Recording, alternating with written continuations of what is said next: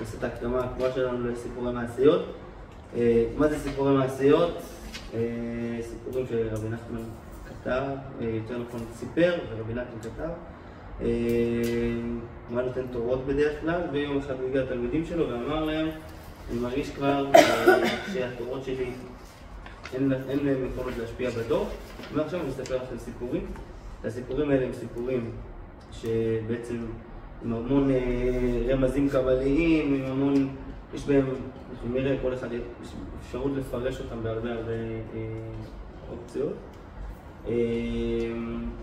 שבעצם הכוח שלהם הוא גם במסרים שיש בהם, וגם יש להם כוח סגולי שהם מדברים ישר לנשמה. כן? רבי נחמן אומר שכל מי שלומד סיפורי מעשיות, חזקה שיהיה לו הרגוש של תשובה. ויש המון סיפורים של חסידי ברסלב, שמי שמכיר את הרב עופר גיסי, אחד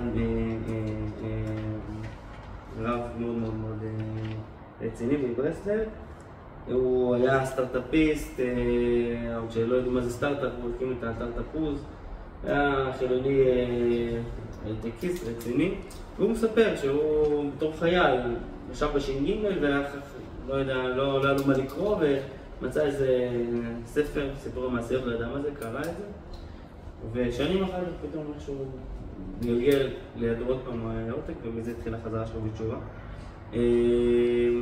וזה לא דווקא קשור לחזרה מתשובה, יותר נכון, הלשון הגדולה של רבי נחמן היא שיש בכוח של סיפורי מעשיות להעיר את האדם מהשינה.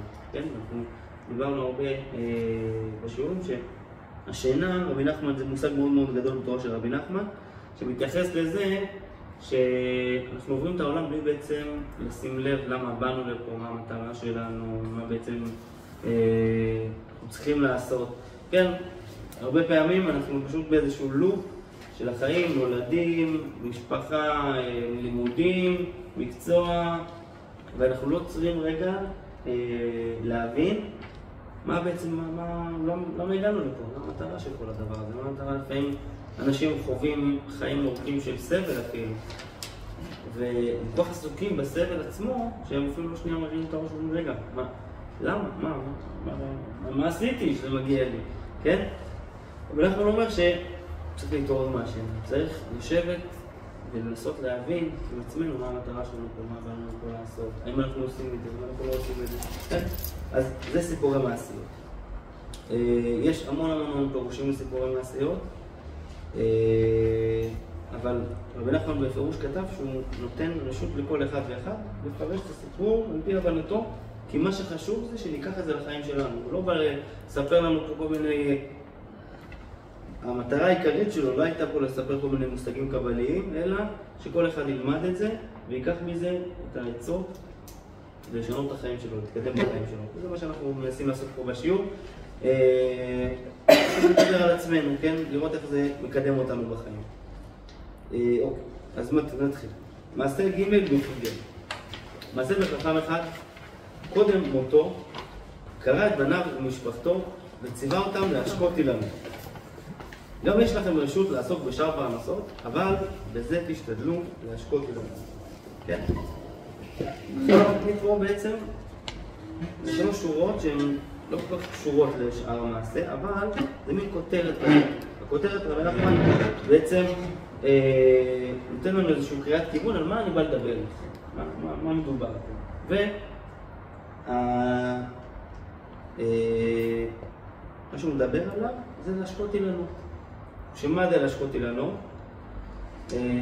מושג מאוד גדול אצל רבי נחמן, אנחנו כולנו מכירים את השיר על דע לך שירת העשבים, כל 10 ו10 יש לו ניגון מיוחד משלו. זה לקוח מתוך תורה של רבי נחמן, אני חושב תורה ס"ה, אם אני לא טועה, אם נמצא את זה ככה מהר אז נקרא את זה.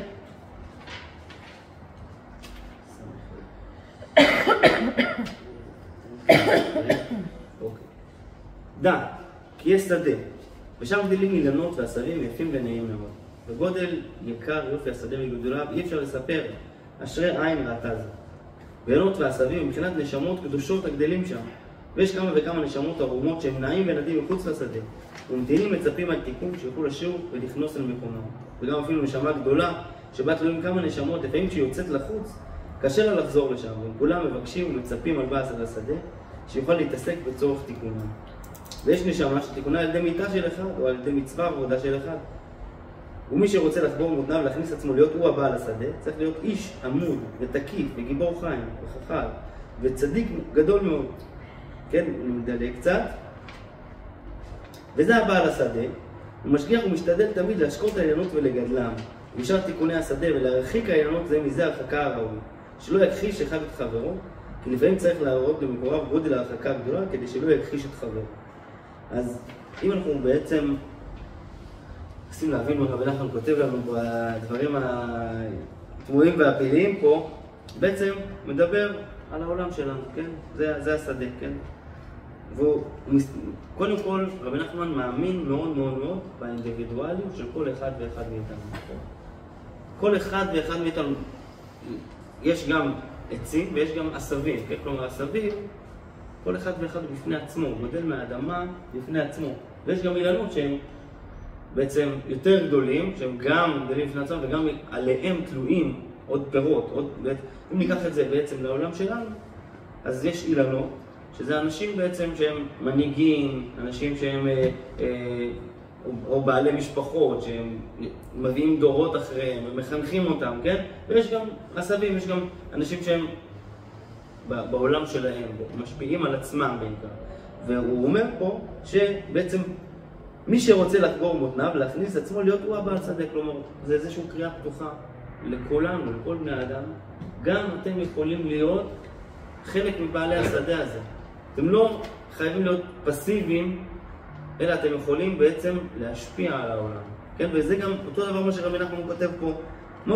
מה אותו חכם מצווה את המדינאים במשפחה שלו? להשקות אילנות. והוא מדגיש, יש לכם רשות לעסוק בשאר פרנסה. כן? כלומר, זה לא שעכשיו הוא קורא, תעזבו את הכל, תתמקדו רק בזה. אלא אומר, אני מבין שעולם כמנהגו נוהג ולכולנו יש צורכי פרנסה, משפחה, חיים משלנו, חברים. אבל תנסו לעשות שאתם לא חיים בשביל עצמכם. כן?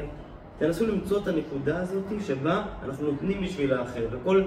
באמת כל אחד ואחד מאיתנו מסתכל טיפה מוציא את הראש מהקונחייה ומסתכל סביבו. כל כך הרבה אנשים שיכולים לעזור להם, אם זה ברמה של... אני לא הולך לרמות של התנדבויות וארגונים וקשישים וזה, אני מדבר אפילו בסביבה הקרובה שלנו. בסביבה הקרובה שלנו... כן. עדיין שם פה, לא היינו שמעת אולי.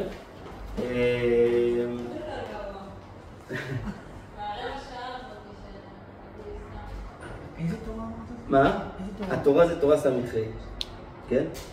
אז בעצם רבי נחמן אומר, כל אחד ואחד, גם אם הוא לא עכשיו איזשהו נדבן מופלג או איזשהו מורה דרך, יש לו את הכוח בעצם להשפיע על הסביבה הקרובה הזאת.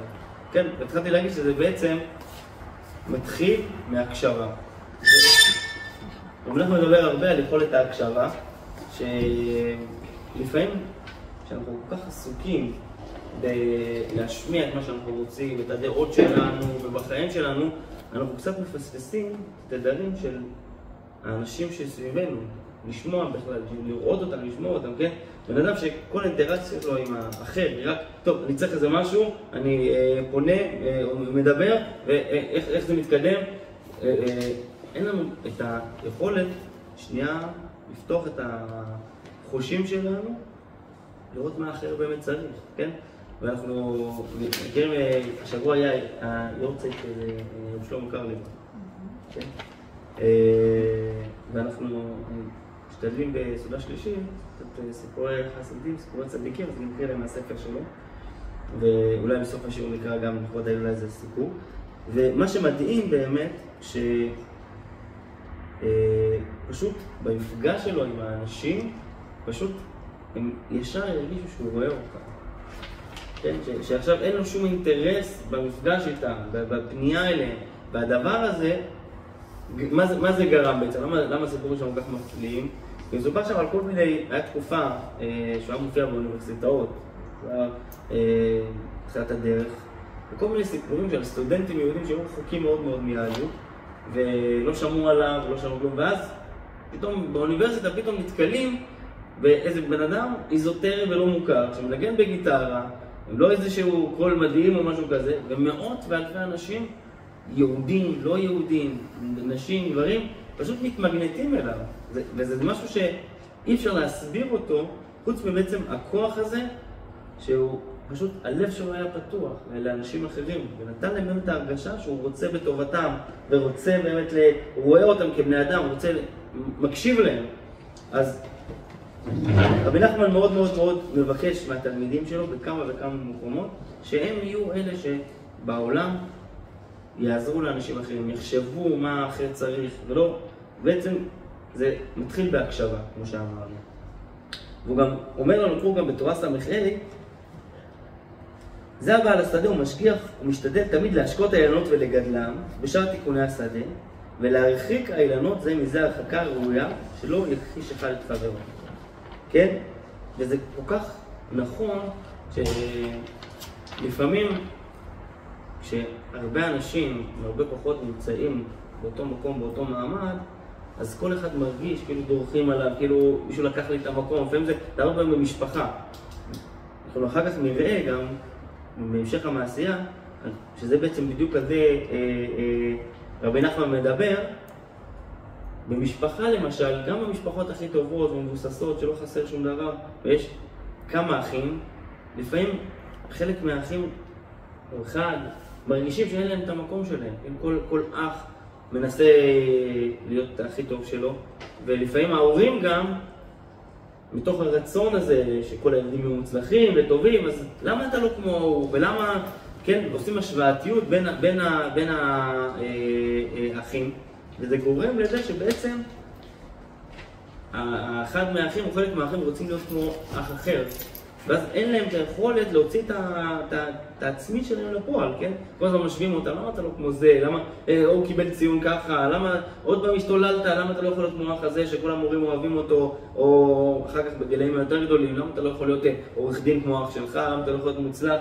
זה מאוד מאוד מאוד שכיח. רבי נחמן אומר, צריך להרחיב את האילנות, זה מזה הרחקה ראויה. חלק בעצם מהגידול של האילנות, לתת לכל אחד את המקום שלו, את הספייס שלו. כל אחד מאיתנו יש לו את הכוחות שלו, את ה... שטח מחיה. כן, זה שטח מחיה כדי להצמיח את האישיות שלו בעצם.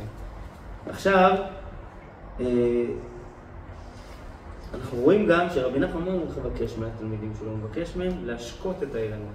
כן? לא מבקש מהם, תטעו אילנות חדשים, תגזמו את האילנות, תראו שיש רק אילנות עם פירות. הדבר היחיד שרבי נחמן אומר לנו, אם אתה רוצה להיות בעל השדה, אתה רוצה להיות שיהיה לך השפעה על הילדים שלך, על החברים שלך, על הקהילה שלך, אל תנסה לשנות אף אחד. אל תבוא ותנסה לעצב את האילנות, תשקיע אותם.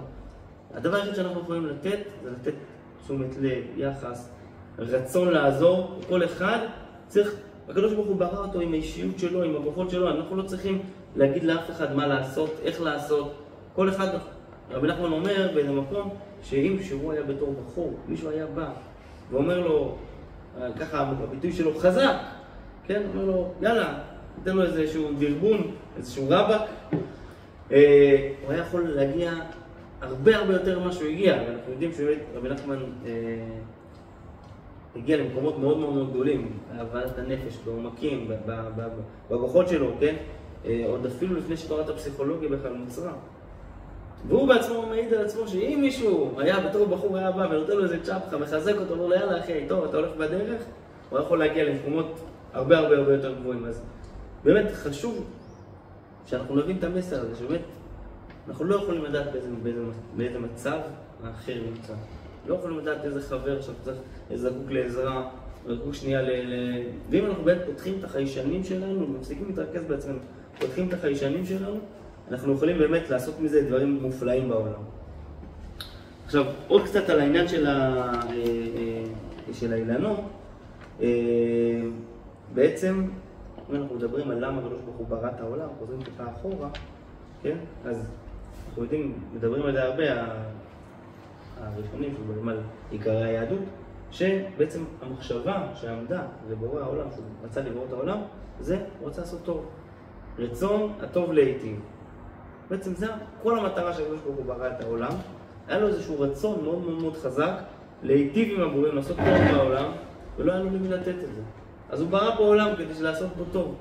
ובעצם אם אנחנו באמת רוצים להתחבר לרצון האלוהי הזה, לרצון להידמות לקדוש ברוך הוא, לעשות בעצם מה שהתפקיד שלנו בעולם, זה בעצם להתחבר למקום הזה של לעשות את הטוב בעולם. עכשיו, איך אנחנו נעשה את הטוב בעולם הזה? זה גם קשור לעניין הזה של האילנות. ובעצם כל המעשה מחיגר, על זה הוא מדבר, על זה שכל אחד ואחד מאיתנו נברא עם כוחות ועם שליחות אחרת בעולם. כל אחד ואחד מאיתנו. כן? אני עכשיו התחלתי את הקריירה שלי כמאמן זוגי, וחלק מהעניין של לשווק את עצמך, בעצם שאנשים יכירו אותך, נמצא כרגע במקום שיש לי את הידע, את היכולות, את הניסיון, אבל אנשים עוד לא מכירים אותי. אז לכן אני צריך בעצם להוציא את האני הפנימי שלי ולהפיץ את זה בעצם ברשתות. אז ישבתי עם יועץ עסקי, או יועצת עסקית על הנושא הזה, ובעצם היא אמרה לי שיש כמה סוגים של, קוראים לזה בידול, כן? ובעצם התובנה המרכזית שהיא אמרה, למה שאנשים יבואו דווקא אליי? הרי יש המון מטפלים זוגיים ומאמנים ופסיכולוגים, אלפים. אז למה שאנשים בעצם יבואו דווקא אליי? אין לי ניסיון בזה. חרפו מקל. תודה.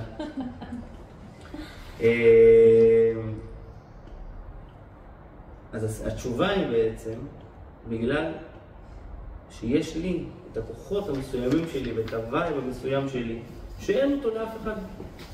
כן, אני ירדתי פה לשליחות הזאת להיות מאמן זוגי ולפגוש אנשים מסוימים שהם במגזר שלי, או עברו את החוויה שאני חוויתי, או כל אחד ואחד יש לו את השליחות שלו, שהקדוש ברוך הוא הוביל אותו לפה, כדי שהוא יפגוש את האנשים הספציפיים שהוא צריך לעזור להם, ויביא את האור שלו אליהם. כן, אז כל אחד זה להיות מאמן, ואחד זה להיות עורך דין ולעזור לאנשים בצורה מסוימת. כל אחד ואחד יש לו את התפקיד שלו. וחשוב שאנחנו נבין את זה, שבגלל שכל המעשייה אחר כך אנחנו נראה את זה, שבעצם העולם הוא מאוד השוואתי, מאוד, כולנו רוצים להיות כמו, כולנו רוצים לשאוף, ראינו איזה מישהו מאוד מוצלח, אנחנו רוצים להיות מוצלח בצורה שלו.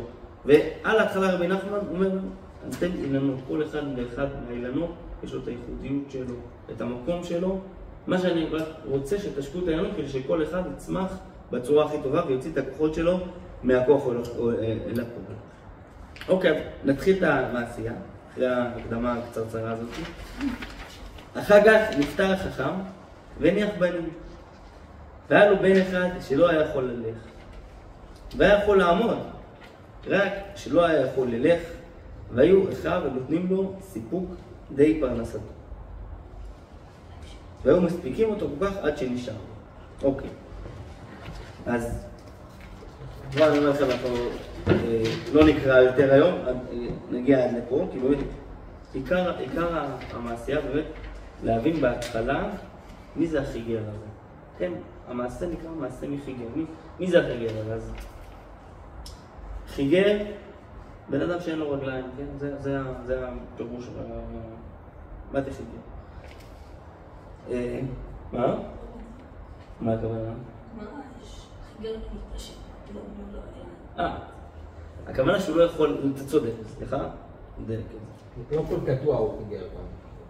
לא, הוא צודק, הוא צודק מאוד, וגם במעשה אחר כך רואים. צולע, לא? הוא לא מסוגל להשתמש ברגליים שלו, זה ההגדרה יותר נכון. יש לו רגליים, משהו כזה, יש לו רגליים. יכול להיות קיימות, אבל לא כאילו. כן, הוא לא יכול פשוט להשתמש ברגליים שלו. זה גיבור הסיפור, כן, בכללי. רבי נחמן, רוב גיבורי הסיפור המעשיות של רבי נחמן הם אנשים שבמבט ראשון נראים מאוד מסכנים, כן? יש את המעשה מחכם ותם, שגיבור המעשייה הוא בן אדם תם, נראה קצת כזה אהבל, עובד למחייתו כמוכר נעליים, וגם בזה הוא לא מוצלח במיוחד. מעשה משיבת קבצנים, 7 אנשים שכל אחד יש להם מום אחר, אחד קבצן עיוור, קבצן חיגר, קבצן חירש, כן? וכל אחד מהם בעצם אנחנו רואים איך בסופו של דבר הוא גיבור הסיפור, הוא מלמד אותנו את התובנות הנפלאות. וגם פה, גיבור הסיפור הוא חיגר. מה זה בעצם חיגר? אז אנחנו יודעים שהדור שלנו, דור שלפני ביאת המשיח, נקרא, אתם כבר תוכלו לדקלם את זה בתוך שנה, עקבתא דמשיחתא, כן? אני יודע, אני מניח שמעתם את הביטוי הזה. עקבי המשיח, זה הפירוש בתרגום של עברית. מה זה אומר בעצם? אז מובא בקבלה בעצם שאדם הראשון חטא. אדם הראשון, ממנו יצא כל שאר הדורות. הוא בעצם הוליד את כל הדורות בעצם עד ביאת המשיח, עד לעולם הבא. ובגלל שהוא חטא, אז כל הדורות עסוקים בעצם לתקן את החטא הקדמון הזה בעצם. ובעצם הדורות הם כמו צורה של אדם, שהדורות הראשונים היו מאוד מאוד מאוד גבוהים מבחינה רוחנית, כן? רואים בתורה, קודם כל היה אנשים שהיו חיים מאוד שנים, אחר כך האבות, אנשים שהיו מאוד מאוד מאוד ברי השגות מאוד גדולים, השיגו נבואה, ולאט לאט אחר כך יורדים, כתפיים, כן? המוראים, תנאים, המוראים, לאט לאט הדורות יורדים, וכל בעצם דור לתקן איזשהו חלק בדמות האדם הזאת בעצם, כן? לא מתיימר להבין מה זה, אבל מה שקשור אלינו, שאנחנו הדור שנקרא עקביים. אנחנו מתקנים כביכול את העקביים של המציאות. עכשיו, מה בעצם התכונות של עקביים, כן? האור הזה, המת הזה שנמצא למטה, הסוגליה הזאת, בעצם זה, יש שם אור שהוא יבש, שהוא לא רגיש, כן? אפשר לדקור אותו ולא לצוות אותו, הוא לא ירגיש. זה מצד אחד. מצד שני, כל קומת האדם עומדת על העקביים. אז בעצם,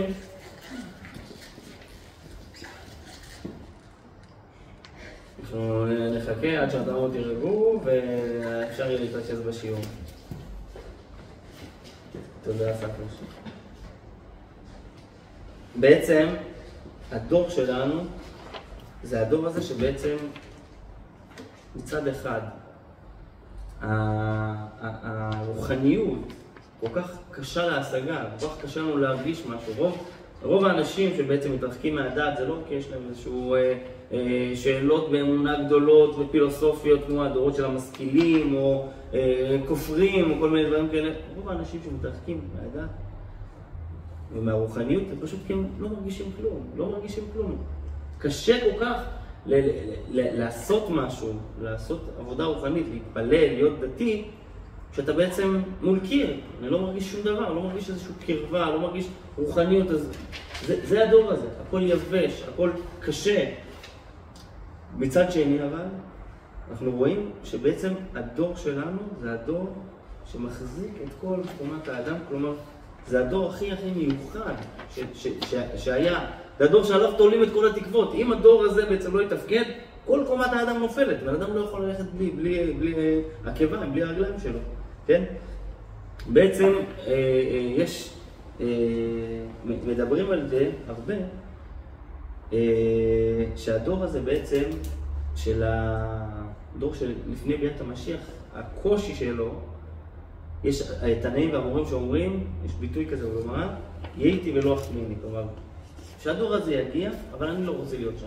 כלומר, האמוראים הקדושים שבזמן הגמרא מבינים שהדור הזה, הרוחניות תהיה כזאת קשה שאומרים, אני מעדיף לא להיות בדור הזה. אז קצת קשה להבין את זה. אם האמוראים לא יכולו להתמודד עם מה שאנחנו מתמודדים, איך אנחנו, הנשמות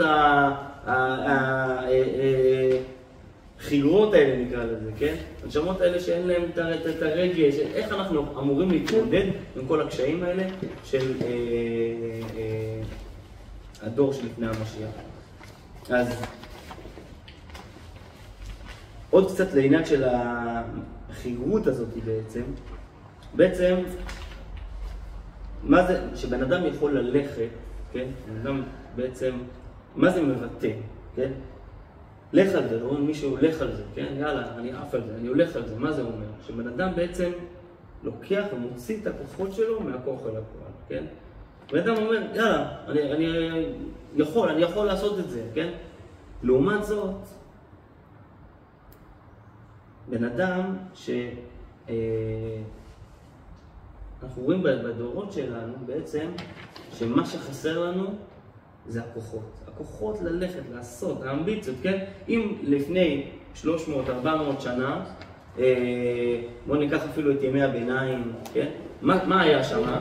הכנסייה החזיקה את כל הידע אצלה, ואם היה מדענים, כל מיני אנשים שניסו לפתח את המציאות, ישר הכנסייה נתחמה בהם. למה? כי הם לא רצו שהידע יגיע לאנשים הפשוטים, כי הם הבינו שברגע שהידע יגיע לאנשים הפשוטים, כבר לכל אחד יהיה ידע. מה? כן, אז כבר לא יהיה להם את המעמד העליון הזה שהם כאילו מורמים מהם. אז במשך מאות שנים בעצם היה את האליטה השולטת, אפילו גם בעם ישראל זה היה, כן? היה את התנאים, האמוראים, הם היו, בשאר העם היה לפעמים אפילו עבד עבודה זרה, כן? היום אין שום בעיה של מידע.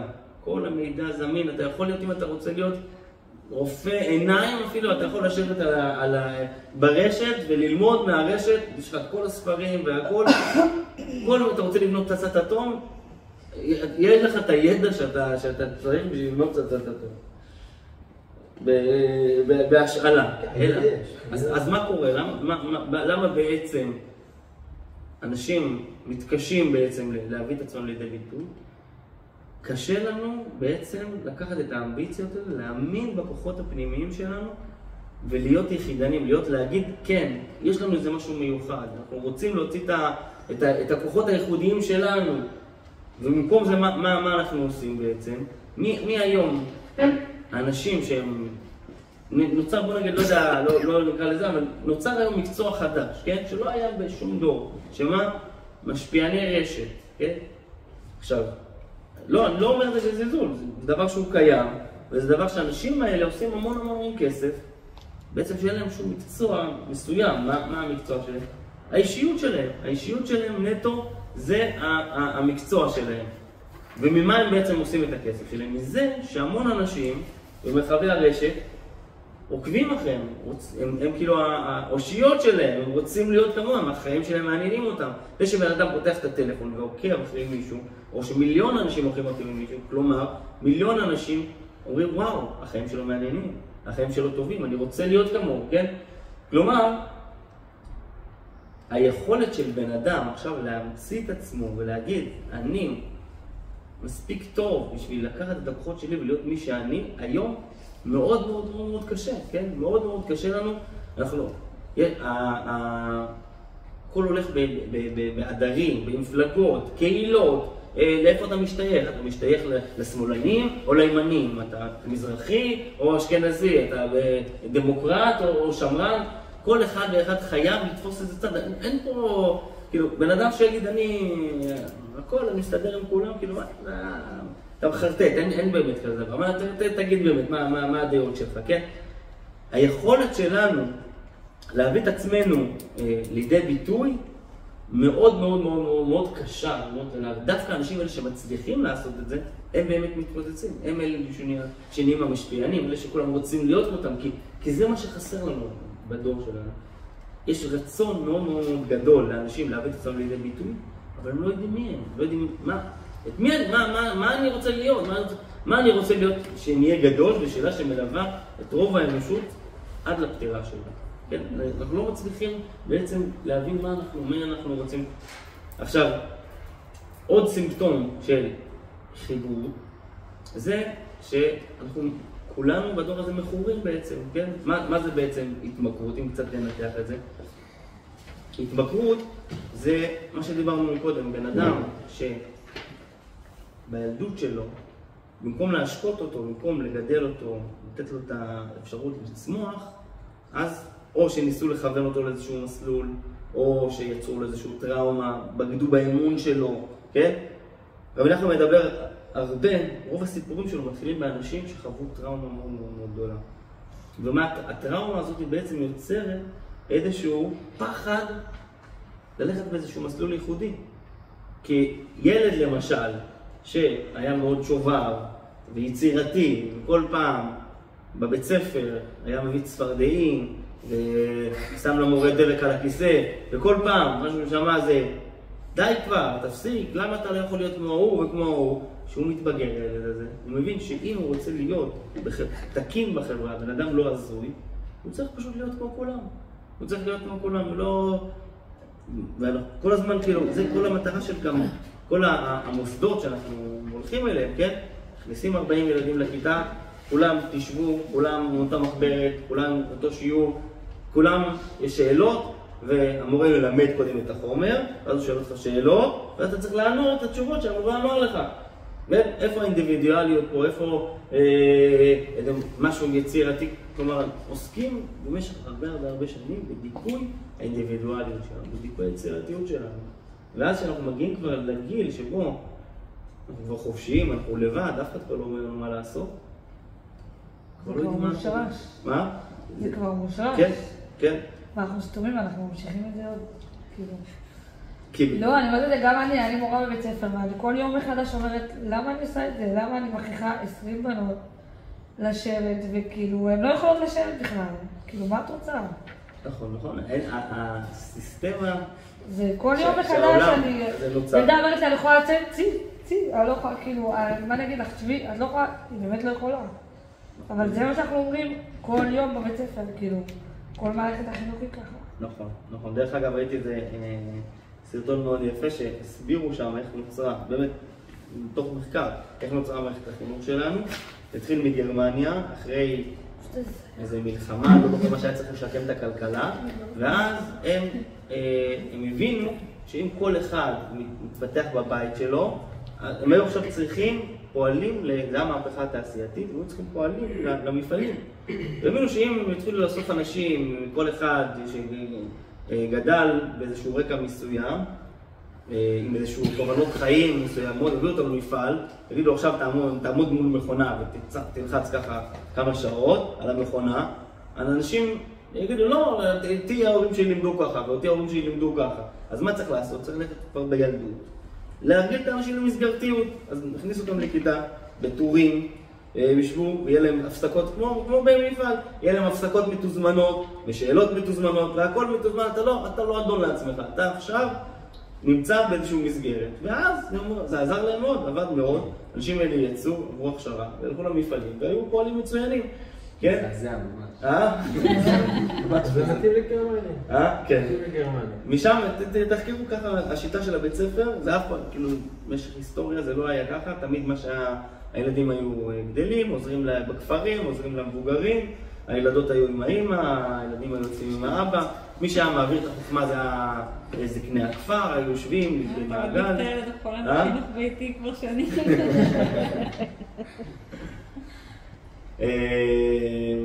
ובעצם הכל, בסדר, זה בדיוק על זה, חכמים אמרו שזה יהיה הדור של הקליים, זה דור שאנחנו בעצם נמצאים באיזושהי מערכתיות שמאוד מאוד מאוד מאוד קשה לסבול אותה, לשבור אותה.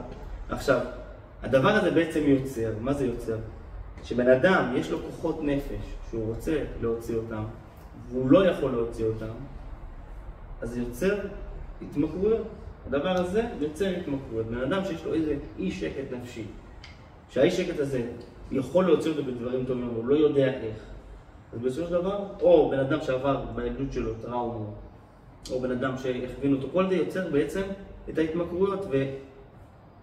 ולפני שנים המציאו את שיטת 12 השלבים, כן? קוראים לזה גם AA, מה 12 הצעדים, אלכוהוליסטים אנונימיים, ואז זה היה אם אני חושב, ההתמכרות הכי רצינית הייתה אלכוהול. ופתחו מרכזים שאנשים שמכורים לאלכוהול, שהם יכולים, ופיתחו שיטה מאוד מאוד רצינית, שבעצם אנחנו נשלב אותה גם אחר כך במעשיות. והיום הנתונים מראים ש-AA זה בכלל כבר לא לאלכוהוליסטים. היום כמעט כל בן אדם שני, הוא מרגיש שהוא מכור. אחד מכור לטלפון, אחד מכור לחברה, אחד מכור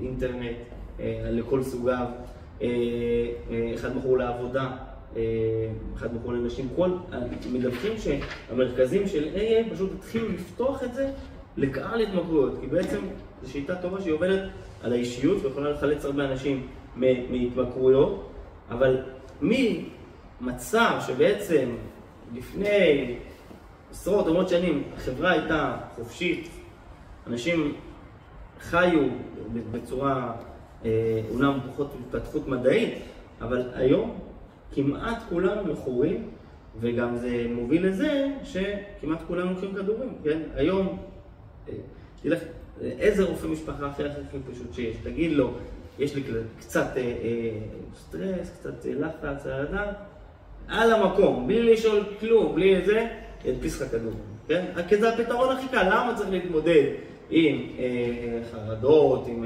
לחצים וזה? קח כדור, זה יעבור, כן?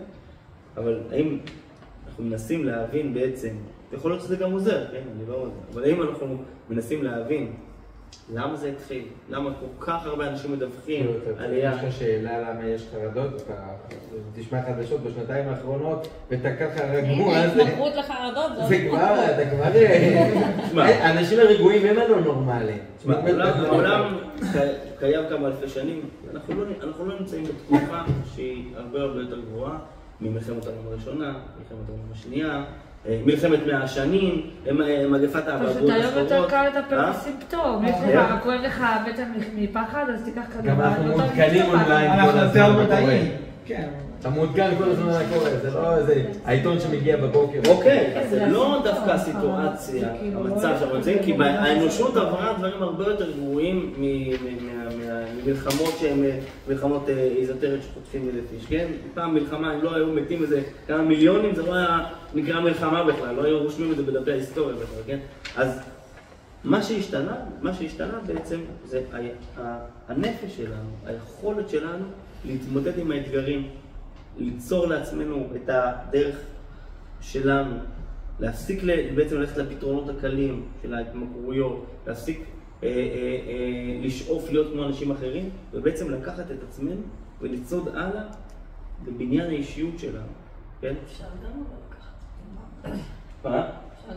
לקחת דוגמה מאנשים ודאי שאפשר, ויש לזה מקום, השראה, אנשים שלומדים השראה, חלק גם מזה, באמת שאנשים, היום אנחנו רואים שאנשים שיש להם סיפור חיים מאוד מאוד מאוד רציני, אז הם עושים טוב בעולם בזה שהם נותנים השראה, כן? כפי שהיה בהרצאות למשל של זיו שילון, כן? שהוא היה מפקד בגבעתי אני חושב, ופצח איזה צריף בעזה, נראה לי עוד לפני זה, והתפוצץ במטען, נראה לי שעדיין של משהו כזה, והוא השתקם ונהיה סטארט-אפיסט, באמת התחתן הכל, והוא פשוט עובר ועושה הרצאות לחיילים ולקבוצות, ואתה רואה בן אדם כזה בעצם מאיזשהו נקודה כל כך נמוכה, שהוא גם מספר בדיוק איך הוא היה בית חולים בלי זה, ופשוט ריחם על עצמו כל כך, והיה שם קבוצה כזאת של שהם היו עסוקים בציניות ומור שחור, וריחם אחד על השני. ואיך מהנקודה הזאת יביא את עצמו לגבהים הכל כך גבוהים האלה. אז אני חוזר רק לשאלה הזאת, בעצם איך אנחנו, הנשמות החלושות האלה, הנשמות האלה העקבים, אמורים להיות הסיירת גולני של כל הדורות, להצליח באיזושהי משימה שאנשים קדושים עם דעת אלוקים ונבואות לא יכלו לעשות את זה. איך זה קורה? אז רבי נחמן מדבר על זה, לכותב מוהר"ן, תורה ס"ד, נקרא ממש קצת.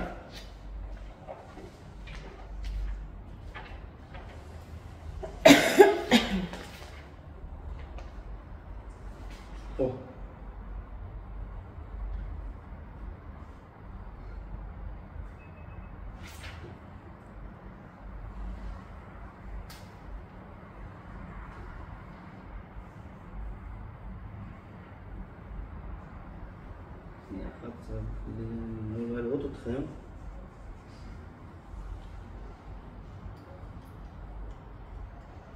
טוב, אז לא, אני לא...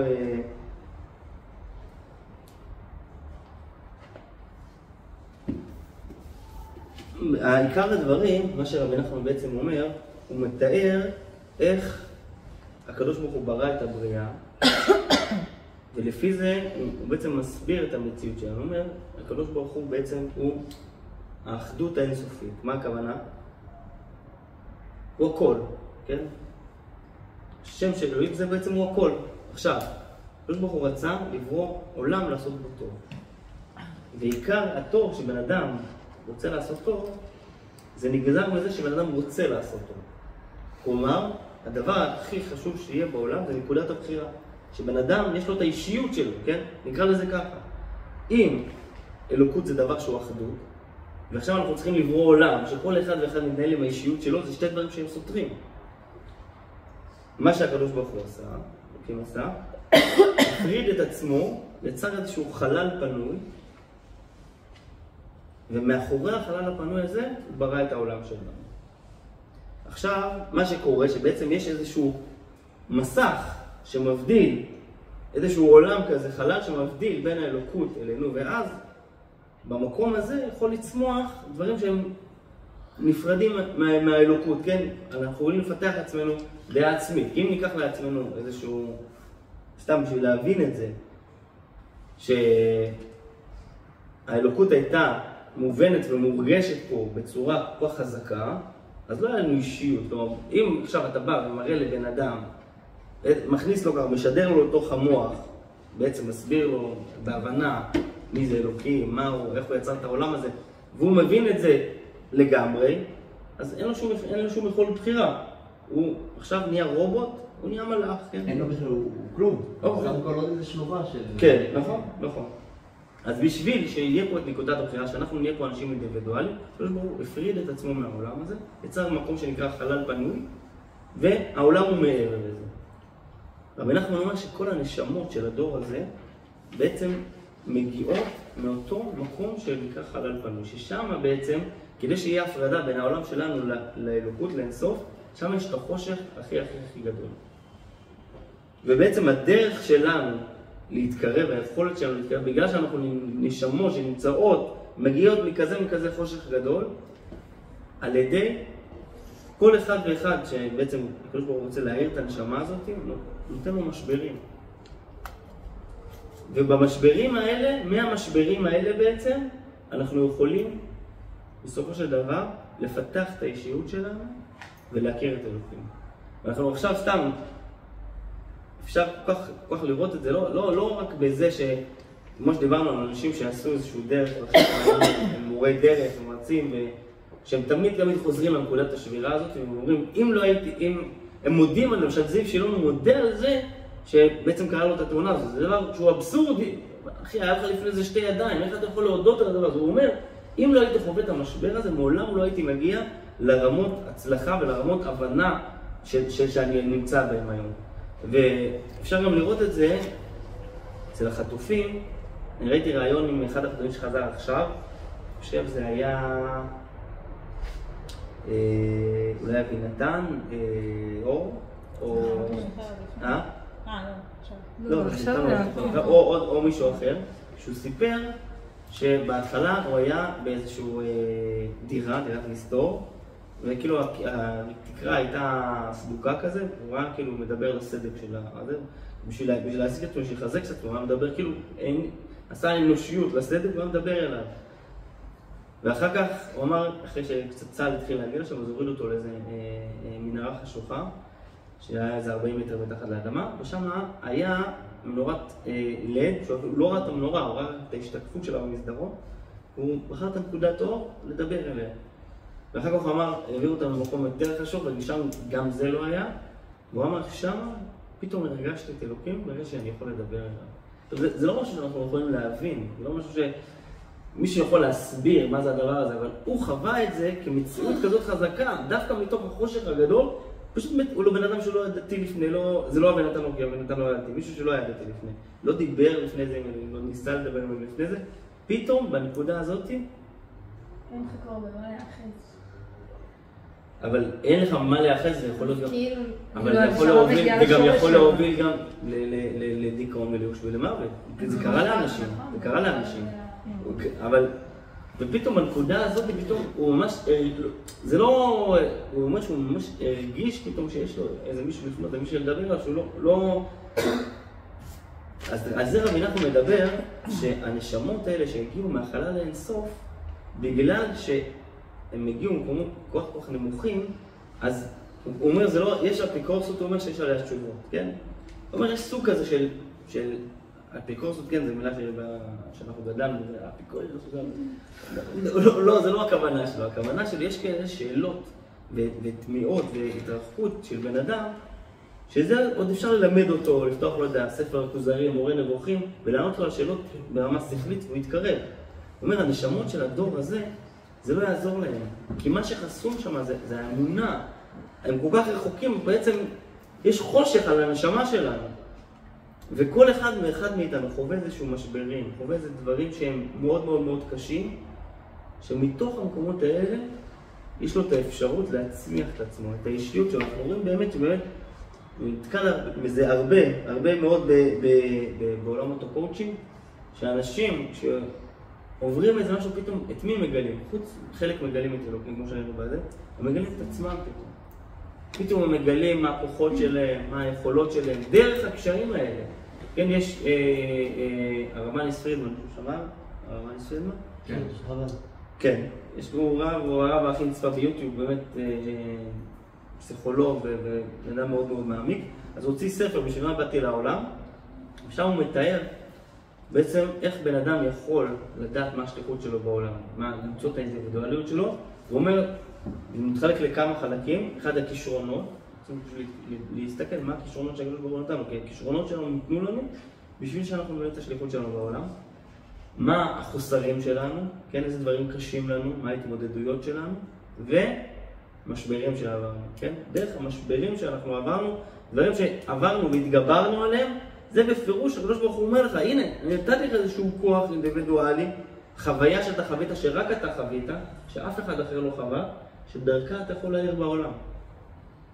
אז בעצם, כל מה שדיברנו עכשיו זה סוג של הקדמה, בעצם להבהיר לנו מי זה החיגר הזה, מה החיברות שלו, מה בעצם אנחנו צריכים לתקן, ועל זה בעצם כל המעשייה הזאת תדבר. עוד משהו אחד קטן, על האמונה הזאת, בעצם כשבן אדם מתחבר לאיזה משהו בצורה שכלית, כן? אם זה אלוהים, אם זה מטרה, זה שליחות מסוימת, אז זה יכול להיות שהוא מאוד עף על המטרה הזאת, אבל אם יום אחד יהיה לו שאלות, שהוא יגיע להבנות אחרות בשכל, הוא פשוט יכול לרדת מזה, כן? למשל, בואו ניקח את הקומוניזם, כן? אנשים למדו את קרל מרקס, את לנין, כן? והגיעו לאיזשהו מסקנות שכליות שהקומוניזם זה הדרך הנכונה. ואנשים היו מסורים, מסרו את הנפש לקומוניזם. אנשים היה הרבה סיפורים על ילדים שהתחנכו על יהודים. ההורים שלהם היו חייבים לשלוח אותם לבית ספר קומוניסטי, ושם החדירו בהם את האמונה, את השיטה הקומוניסטית, והם היו חוזרים, וההורים שלהם היו עוברים על חוקים, מתפללים וזה, והם היו מלשינים על ההורים שלהם. עד כדי כך הם הגיעו לרמה של דבקות בדת הקומוניזם, אבל בסופו של דבר בגלל שזה היה משהו שכלי, ברגע שהשכל הזה התערער, זהו, הם עברו כמה דורות, ראו שהקומוניזם זה לא איזשהו, יש עוני, זה לא מסתדר עם מה שקורה בעולם, אנשים זנחו את זה. לעומת זאת, אם אנחנו נראה שבן אדם שהוא מתחבר משהו מתוך אהבה, או שליחות, כן? שליחות זה הדבר ראשון, אבל אהבה, בוא נגיד, זה הדבר הכי שאפשר לראות את זה. בן אדם שאוהב את הילדים שלו, זה לא משהו ששכלי, הוא יעשה הכל בשבילם, גם אם הם ירקו לו בפרצוף. כן? בן אדם שיש לו איזושהי תחושת שליחות, שהוא מרגיש בעצמות שלו, שהוא רוצה להביא את זה משהו לעולם או משהו, כל איזשהו קושי שיהיה לו, זה רק ידרבן אותו הלאה, להביא את עצמו עוד יותר. לכן, כשרבי נחמן מדבר על הנשמות שלנו שהם באים מהמקום הכי חשוך, אבל בגלל שהיכולת שלנו להתחבר להשם עם מים, מתוך המשברים, מתוך מה שאנחנו, אותו שורד שבי, שהרגיש את אלוהים מבפנים, אז אף אחד לא יכול להוריד אותו מזה, אף אחד לא יכול עכשיו לספר לו שאין אלוהים, אף אחד לא יכול עכשיו לשאול אותו, רגע, יש שאלות פילוסופיות מאוד מאוד קשות על המציאות של אלוהים וזה, אבל הוא לא התחבר לזה בכלל מבחינה שכלית. הוא התחבר לזה במקום הכי עמוק שלו, מהנפש שלו. הוא אוהב את אלוהים עכשיו מהמקום הכי עמוק, וזה מה שאומרים, נראה לי לסיים בזה, הכוח הזה של המסירות נפש שיש לעם ישראל, כן? שהוא נתבע בעקדת יצחק, בעצם שאברהם אבינו היה מוכן לתת את יצחק, ויצחק היה מוכן למסור את הנפש שלנו, זה בעצם קבע בלב של כל יהודי, בנשמה של כל יהודי, את הכוח הרדום הזה למסור את הנפש שלו. ואנחנו רואים שבמשך כל הדורות, בעצם, אנשים שהיו הכי רחוקים מתורה ומצוות, בשואה ראו את זה המון, בשואה היה התחדנות ענקית, השכלה ענקית, אבל ברגע שהיה איזשהו זמן שהתייחסו ליהודים כולם כאיזשהו ליהודי לקחו אותם להרגע, פתאום היהודי הכי רחוק היה מוכן למסור את הנפש על היהדות שלו. כן, אם זה היה בחנוכה או בפורים, לא משנה מה, תמיד לאורך כל הדורות. למה? כי כשאנחנו מדברים על הנקודה הכי פנימית, שהיא מחוברת לאלוהים ברמה של אהבה, ברמה של קרבה, של הרגשה אמיתית, זה המשהו הכי חזק שיש, משהו שאפשר להפריד אותו. אז אנחנו באמת בדור מאוד שקשה, אבל אם אנחנו באמת מצליחים, אם זה ברוחניות ואם זה בשליחות שלנו, אז בגלל שיש כל כך הרבה חושך מסביב, מי שבאמת מצליח להביא את עצמו וזה, הוא פשוט נהיה בן אדם על, הוא נהיה בן אדם שמעריצים אותו, הוא נהיה בן שהם רוצים ללכת אחריו, כן? אז אני מקווה שבעזרת המעשה מחיגר הזה, אנחנו נלמד בעצם איך אנחנו מתגברים על הקשיים שלנו, על החיגרות שלנו, ומצליחים להביא את עצמנו מהכוח אל הפועל. מי כן, נוכל לכבות את ההקלטה. יש לנו מנהג,